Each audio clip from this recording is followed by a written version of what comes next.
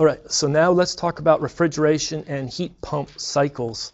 The heat pump is simply, both of these have been introduced. They were introduced in what chapter? 2? Way back? Here now we have the tools, both the first law and the second law, to do a better job of analyzing them. We start with a Carnot refrigeration to the vapor compression refrigeration.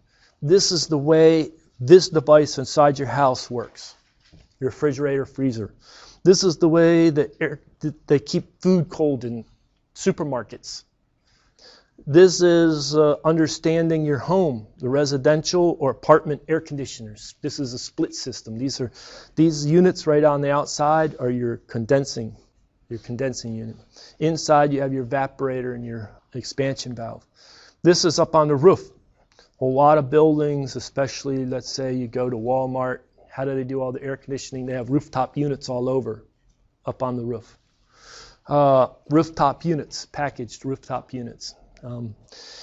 This is a window unit. How many people ever been in a place, window units? Why did I pick this one? You probably can't read it, but what's the name right there? Friedrich. Why did I put that in here? Where's the headquarters of that company, which makes the Cadillac of window air conditioning units? San Antonio, 10 miles from us, that headquarters. And then this is a large chiller. This chiller is what's used to provide the air conditioning on a campus like this. They'll have 4, 5, 6, I think we have like 6 or 7 big chillers on campus. So you can turn them on, turn them off, throttle this one down to 50%, ramp this one up to 100% to give the right cooling as needed on moderate days as well as very hot days throughout the campus. So there's a wide range of applications for this type of refrigeration. But the Carnot refrigeration is just like the Carnot vapor power run backwards. So you run it backwards, and you'll have a compressor and then an expansion device called a turbine. Here, you're dumping heat at high temperature out of the cycle. You're absorbing heat at low temperature into the cycle. The coefficient of performance of a refrigeration cycle, what is it that I want for refrigeration? I want a large QL. What do I have to pay for? Well, the net work. What is the net work? Well, QL, I can replace the net work by 2 things. I can replace it by QNet, or I can replace it by WC minus WT. This, I'm not worrying about the negative sign on this. For right now, I would replace it by QNet, which is the Q H minus QL. And then if we go back, we say everything's reversible. The Q's are related to the temperatures. So you can then translate this a few steps. It's covered in chapter 5 when we had the absolute temperature scale, the Kelvin thermodynamic temperature scale, and the Clausius inequality. TL divided by TH minus TL. You can work that out. Encourage you to review that. Same for the heat pump. You start with what you desire over what you have to provide. You put what you desire over QNet, which is then translated to TH over TH minus TL. So you can analytically get a simple maximum coefficient of performance for these cycles. What's the Achilles heel? Why is this cycle not implemented but so good? Well, the compressor works, but what you don't want to do is have an output of saturated vapor in the compressor. You want the input to the compressor to be saturated vapor. As shown right here, if I put this on a TS diagram, this state you're ingesting into the compressor a 2-phase mixture to end up perfectly at the high pressure of saturated vapor. It don't work. It's a nice theory, but that's not the way to run compressors with some liquid going into it. And then likewise, this turbine, you're here and you're expanding into a two-phase. That's not good. So what happens is coming out of the evaporator, to modify it, you put this to be saturated vapor. What do you think then state 2 is if you're going to move away from Carnot and make a real vapor compression refrigeration system? This is no longer saturated vapor. What's it going to be? Superheated vapor. Then you condense it. You want this to come out saturated liquid, but you don't expand through a turbine. There's no turbine like that. So you want to drop the pressure. What's a device to drop the pressure? A metering device, an expansion valve. But that's not reversible. So it kicks it over. So the actual modified diagram on a TS diagram is state 1 to 2, that's up here, to 3 to 4, and between 3 and 4 it's a dashed line indicating it's highly irreversible through that expansion valve. So you understand the Carnot, it's a great leaping or starting point to get to the practical Carnot, which is basically vapor compression refrigeration.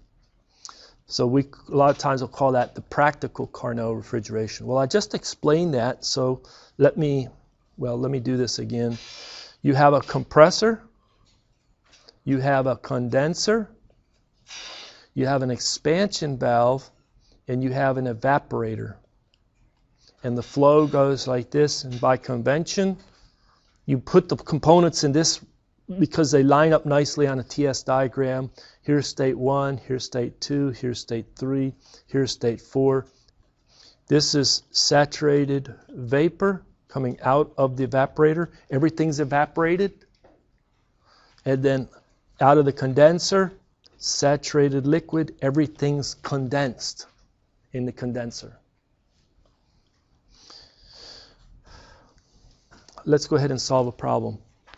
Refrigerant 134A is the working fluid. This is kind of funny terminology, working fluid. We use that in all these cycles. The working fluid is air. The working fluid is water. The working fluid is refrigerant. But it's what's going through the components. In a vapor compression refrigeration cycle, the evaporator temperature is -8. So right away, let's re-sketch our diagram. We have our evaporator, and it's coming out right here, saturated vapor out of the evaporator at state 1, and this temperature is -8 degrees C. Okay.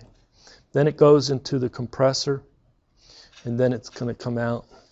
The compressor only is supplied work. I'm going to put the work into the compressor. It's a little easier for me to have positive works. Okay. What do you think about the temperature at state 2 compared to temperature at state 1? Do you think it's greater than the temperature at 1, equal, or less? But there's no heat transfer in the compressor. It's adiabatic. That's where somebody who never took this class before would get tripped up. They'd say, hold it, the temperature isn't going to change unless I have a heat transfer. But here's an example of a compressor. It's really going to come out hot. It's going to come out very hot. And there's no heat transfer to make it come out hot. It's all just work from the compressor. So it comes out very hot. T2 is the highest temperature in the cycle. Then we put it through the condenser, and then it's going to come out at state 3. Put it through the expansion valve, and then that's state 4, and it goes. Okay. The saturated vapor enters the compressor. That's good. Saturated liquid exits at 36. So this is saturated liquid at 36 degrees C. Why so hot? 36 degrees C? That's pretty hot, isn't it? How many people can think in degrees C? Isn't that pretty hot? All right. How did the refrigerant somehow go from 36 to -8? There must have been a lot of cooling. Did the refrigerant get cooled? Well, hold it. What's happening in the evaporator? Is the refrigerant being heated in the evaporator or cooled in the evaporator? This is one of these crazy, miraculous things about refrigeration. How about the condenser? Is the heat transferred out of the refrigerant in the condenser or into the refrigerant from the surroundings into the refrigerant in the condenser? Which way is there heat transfer in the condenser? Out of the refrigerant. It goes out of the refrigerant. Okay, let's go back to the evaporator. Which way is the heat transfer from the surroundings? Is it into the evaporator, the fluid in the evaporator, or is it out of the evaporator into the surroundings? It's this way. Hold it. How did I take fluid that's 36, heat it up, and now it's -8? No, there's no work. Where's the work? Expansion valve, evaporator. It's all in the pressure. It's all in the pressure. So this is really tricky to understand. Two diagrams really help us. The pressure temperature diagram, which starts at this point, goes to this point, goes up here, and then down here. What is this point? What is this point? The triple point, critical point. Where is over in here? Vapor. What's over in here? Liquid. What's over here? Solid. Those are our three phases. Remember that? What chapter was that, Professor? Yeah, chapter 3. And what happens is that it's in equilibrium. The saturation pressure is a function of the temperature. If you like to look at it going from this direction, or if you like to look at it from this direction, the saturation temperature is a function of pressure. So if I drop the pressure, what happens to the saturation temperature? It drops. Maybe that doesn't meet your intellectual needs, but that really is, if you think about it, one of the keys to understanding refrigeration. The pressure, Everybody ever work with anybody that did refrigeration? They used to pull out of their pocket a little booklet. And what did it have on it? Basically the data, the PT data, the pressure temperature data. You can look, find them all over. You can print them off. Now people have them on their smartphones. You can download apps. So the refrigeration technician just gets on his phone and then checks and he can tell by measuring the pressure in the evaporator, coming out of the evaporator, what is going on in the refrigeration system, because he can infer then the temperature. So they always are measuring the two pressures. This pressure is the high side pressure in the system, isn't it? And this pressure is the low side. If you ever worked with anybody in refrigeration, they're always talking about high side pressure, low side pressure. There's really two pressures, not 3, not 4. Okay. And this is the key right here. You drop the pressure, you drop the saturation temperature. Okay. Let's maybe understand it on another diagram, the temperature entropy diagram. There's our two-phase dome. This is a line of constant pressure, the high pressure. This is a line of constant pressure, the low pressure. Which is the evaporator the low? Is the evaporator pressure the low pressure? Yeah, it's the evaporator pressure. Okay. So what came out of the evaporator at state 1? Saturated vapor. We put it through a compressor. If it's an ideal compressor, it'll be straight up, and that'll be state 2. There's state 2. We then put it through the condenser. It's constant pressure. The temperature will go down as it de-superheats. How do you like that? It gets to saturated vapor. It finally starts to condense. And then what comes out at state 3 out of the condenser? The same pressures went in, but it's now saturated liquid. We then put it through an expansion valve. We do that as a dashed line down to state 4 because it's irreversible. There's our cycle. Look at what happened to the temperature. Where did it get cold? It got cold immediately after that expansion valve.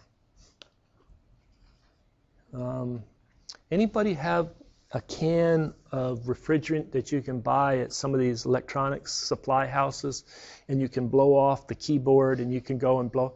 You're supposed to hold it upright and spray. When you hold it upright, the liquid in the bottom of the can is at the bottom, and at the top is the vapor, the gas. And when you spray it, what comes out of the valve, into the valve and out of the can is vapor, vapor.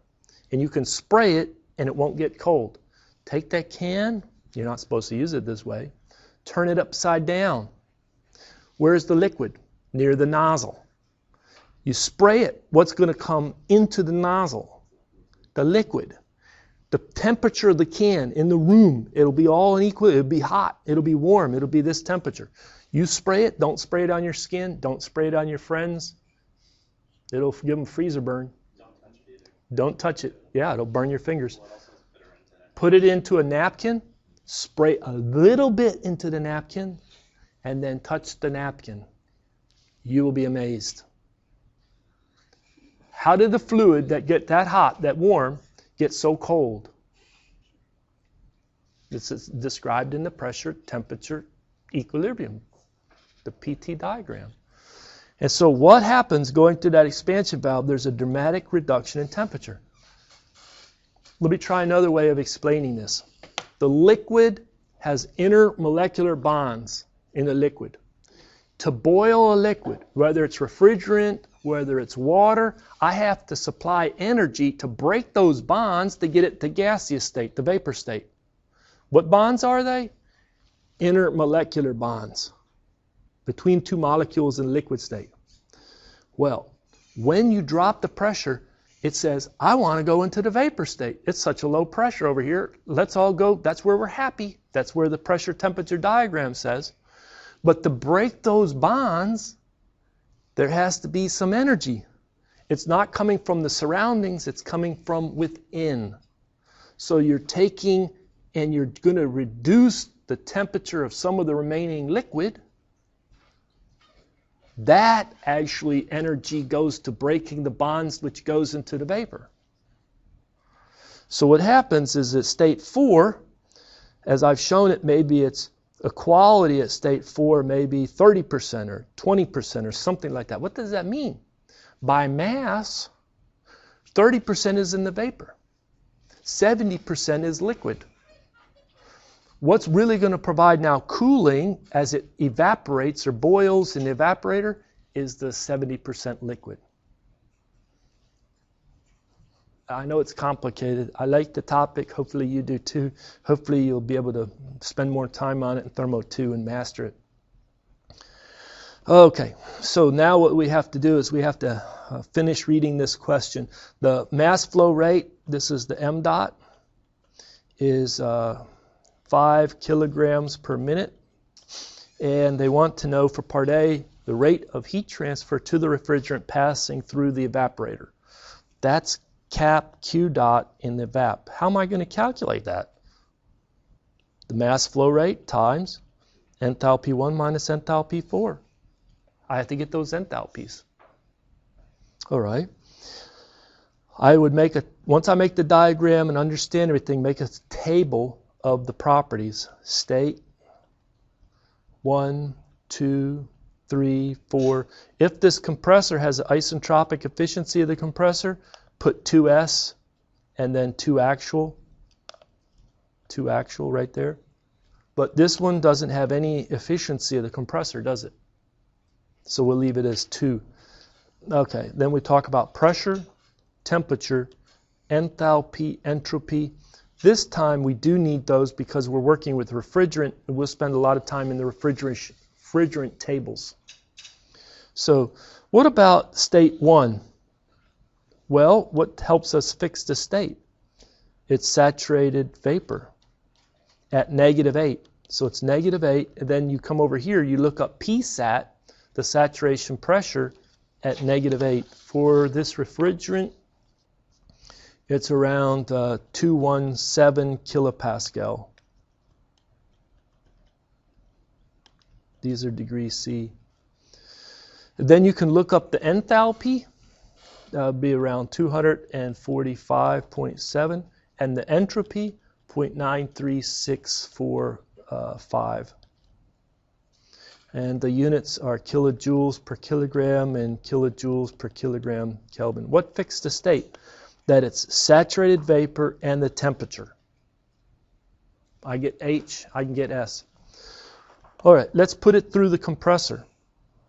Well, what is the pressure of the compressor?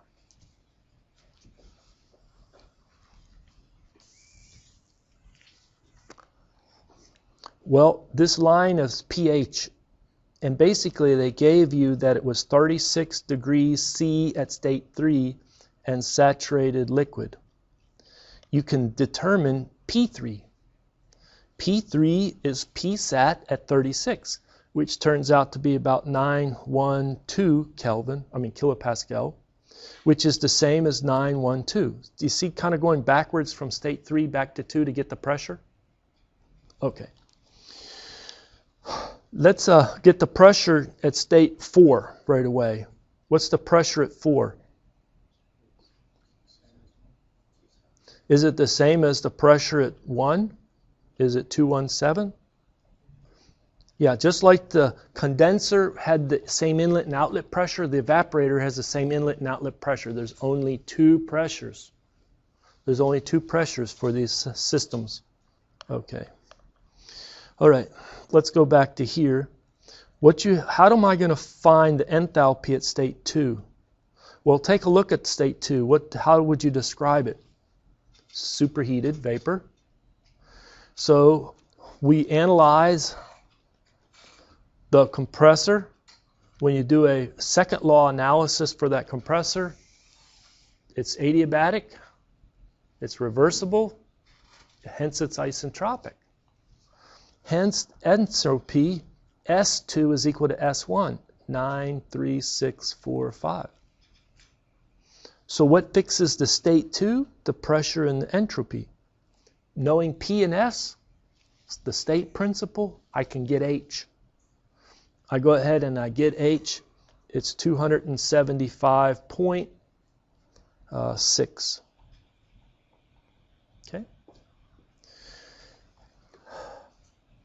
Let's do this now. What is the temperature? Well, you can look that up. It's going to be greater than 36. This one was around 42 degrees C. So it's above, it's hot as it comes out. All right. How about state 3, saturated liquid? This is just going to be H of F and S of F at that pressure, temperature. So I look those values up, and we find that it's 102.3 and 0.37615. How about state 4? Do a first law, second law analysis for the control volume around that expansion valve. Analysis of an expansion valve, first law, second law. This is where Dr. Creamy and I kind of differ. He says every student, every problem, they need to start with the most general equation and apply it. I'm like, man, it's a long semester. If you got to start every little control volume analysis that way, have you analyzed expansion valves enough? You did them in chapter 4. You did them in chapter 6. It's isenthalpic. Isenthalpic from the first law. No shaft work in or out, no heat transfer, negligible changes in kinetic potential energy. H in is H out. Another thing to memorize. That's why Creamy doesn't want people to memorize that type of thing. Prove it. That's what he'll say to a student. Show me. Write it down. You should be able to prove it to yourself. It's isenthalpic, true? So we find out that this is 102.3. What about the S? Well, it's somewhat higher. We don't really need to know that S. It's irreversible. Okay. You could probably add an extra column. I didn't leave enough room for the quality. For the quality in this problem, it's right at 30% at state 4, meaning 30% is vaporized. 70% is liquid. 70% will provide the cooling in the evaporator by vaporizing. Well, so the rate of heat transfer, the mass flow rate, which was given, the changes in enthalpy, and you calculate that the rate of heat transfer in the evaporator is 11.9 kilowatts. What is the net power input to the cycle? Well, here there's no power going to that expansion valve. It's just going into the compressor. That's equal to the mass flow rate going through the compressor, H2 minus H1. And you calculate that the power in, 2.488 kilowatts. What about the coefficient of performance for this refrigeration cycle? Well, it's what you desire, a lot of cooling in the evaporator. 11.9 divided by what you had to supply, 2.488, coefficient of performance 4.80.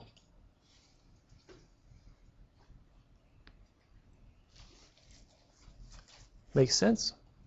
All right. Here's a better illustration of the four components in the TS diagram.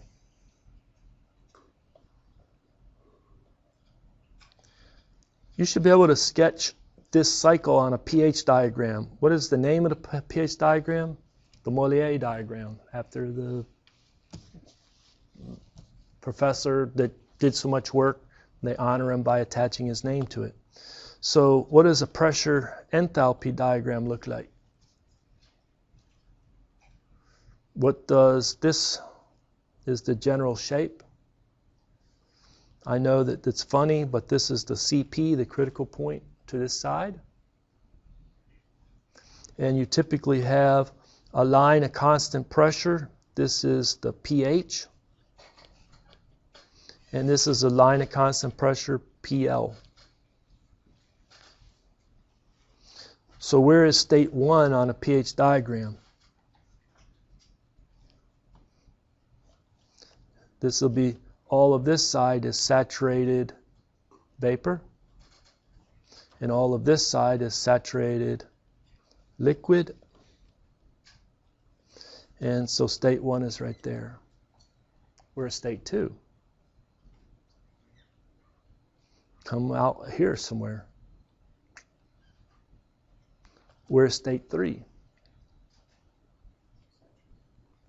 Right there. And where's state 4? And this is the hard one. Straight down. And you put a dashed line even though it's a pH diagram, indicating that yes, you remember that it's irreversible. It's not a terrible crime if you don't put a dashed line on a pH diagram, but it's better. So there you go. And right away, you can then see the H's that you need in order to compute the works and heats and efficiencies, coefficient of performance. So the pH diagram is important. Did I tell you one time a student was in my office? He says, I'm applying for a job. Can you answer some questions for me? Did I tell you this? Yeah, it's true. It was on the pH diagram. I said, they're interested in what you know, not me. I'm not applying for the job. We go and we change up this problem, and all we do is we put in an efficiency for the compressor. How is that going to change it? Go back to this TS diagram. This is the line of constant pressure. Where is the new state 2? You would call this state 2S. Where is the new state 2? To the right. You got it. It comes out a higher temperature, higher entropy, and you would add another line for that additional step in the calculation using the isentropic. Where would be state 2? This would be state 2S right there. Where is 2 actual on a pH diagram?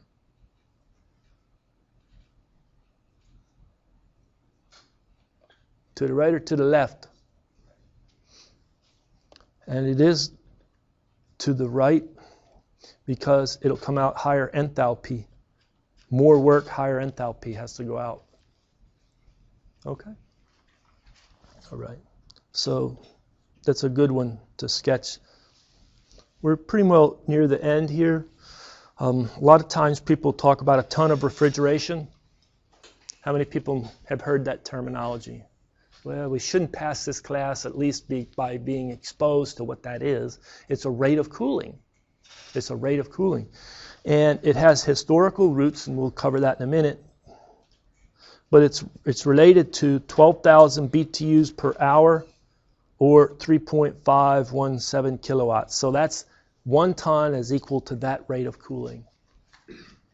Historically, it's related to how much ice you can make in 24 hours. So there used to be a lot of ice houses throughout the South. You still talk about ice houses, true? But it kind of faded in the last 50 years, the notion. But there used to be places you went and bought ice. The ice house, they made ice. So how much ice can you make by your ice maker? Well, if your ice maker is able to have a ton of refrigeration, a rate of cooling, you can make 2,000 pounds of ice per day in 24 hours. That's the way it historically came about. So 2,000 pounds of ice is 1 ton of ice. And if you could take a saturated liquid water ready to freeze at 0 degrees C or 32 F and turn it into ice solid for liquid, not cooling it, just turning it into ice. This is the heat of fusion to make ice, 144 BTUs per pound mass. In 24 hours, that rate of cooling would make 2,000 pounds of ice. That's historically. How many people know the size of the home or residential air conditioner in the place that they live? How many tons is it? No? 3, 3.5, 4. You live in the Dominion, big place, 5, 8 tons. Something, right? Really? Nobody out of this many students? And you're aspiring mechanical engineers? And you know you're going to go somewhere and they're going to say, what classes are you taking mechanical engineering? Oh, thermodynamics. What do you learn in thermodynamics? Oh, how internal combustion engine works, how jet engine works, how electricity is made, how energy is, and refrigeration. Refrigeration. Hey, I've got some questions for you. The AC in my car isn't working. My home AC isn't working. I need to buy a new one. I need to have some advice from quotes. Which one's the better deal? They're telling me about heat pumps. Believe me, it happens. True? You get all these questions. No? Not even your grandmother? I had lots of conversations when she was alive with my grandmother. What are you studying? Tell me a little bit about it. All right. Well, you're going to get asked questions. And you should know a little bit about how a residential split air conditioning system works. I'm sorry, I don't have a lot of time to cover it. But outside your house, sitting out there, is a box. What's in it? Something that makes noise called a compressor. And you put it outside, far enough away from your bedroom, because you like to sleep at night. That thing kicks on, makes a lot of racket. Has a fan to reject heat to the air. Makes the air outside your house hotter, dumping heat to the environment.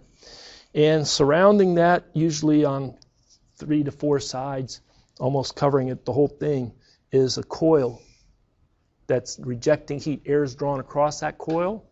Inside the refrigerant's condensing. That's the condenser. So the condenser and the compressor are outside. You would call that the condensing unit, because it comprises both the compressor and the condensing coil. Okay. Refrigerant lines, 2 of them, go in and out. You want to have fun? Take some bolt cutters and just snip one to see what happens. Don't do it. Don't do it. You can see that one's insulated. One's not insulated. One's bare. One's small in diameter. One's huge in diameter. If you go down and touch them, one's hot. One's cold. Which way does the refrigerant flow in which of the lines? Which one's hot? Which one's cold? Which one's big? Which one's small? I encourage you, I don't have time. Thermo 2, I cover it. I got a lot of video lectures if you want to learn it from video lectures. Inside, you have the evaporator coil. They often have it this way. It's shaped at an A. The air flows this way over it. You have to consider that the air may give up a lot of moisture, and you have to be able to collect the moisture off of that coil and get it out the house, okay, or put it somewhere safe. So it'll be draining water, and that'll make the air cold. So you draw the air inside the house, make it cold, dump it in a different part of the house. There you go. That's air conditioning. Here's maybe a different look at it. The outside unit, which is the compressor and the condenser. Inside, the evaporator. Here they don't show it as an A coil. They just show it as a slanted coil. I've seen them both. And the air handler would throw air around and supply. There you go. Split system, air conditioning system. Well, we've finished. We've covered the vapor compression refrigeration cycle. So we're done for the new topics for the semester. I've got about 15 minutes.